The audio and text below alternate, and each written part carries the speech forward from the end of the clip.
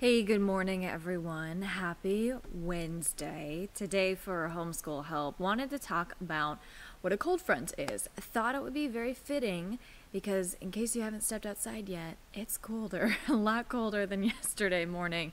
We were off in the 40s and the 50s. Yesterday, we were starting off in the 60s and the 70s because we had a cold front come through yesterday afternoon. That's why we also saw that pretty nasty line of storms, even some isolated severe thunderstorms, even that tornado warning that popped up in Franklin County late into the afternoon. Yeah, that was all from this cold front that was coming on through, tore through the deep south, and confirms tornadoes in places like Lucedale, Mississippi, in places like Eufaula, Alabama. And so we're going to talk about how a cold front even happens to begin with. Temperature changes this morning ranging from around 15 to 20 degrees of a difference from this same time yesterday. Our afternoon highs today finally feeling like spring after getting a little taste of June and July the past two and a half weeks. So we're breaking that track, and this cold front actually just helped us get back on track for more seasonal temperatures to kick off the start of April. And happy April Fool's Day, in case you missed that.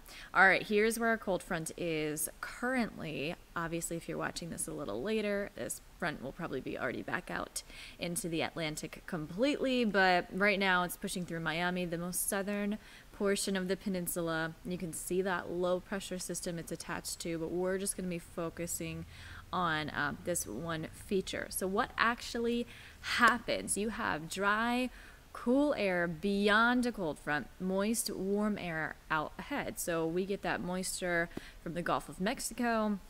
A warming trend happens, and that cold front is going to undercut that warmer, less dense air mass. So that warm, moist air will actually start to rise because cooler, denser air, that higher density, is going to push that less dense air up.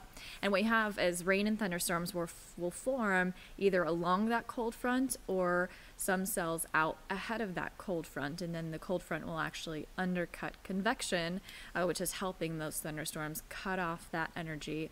And we will see the air mass restabilize, the atmosphere restabilize. So that's why this morning, after the mess of what was yesterday afternoon, it's calm. And the last lingering impact is typically going to be those winds. We had that wind advisory up yesterday.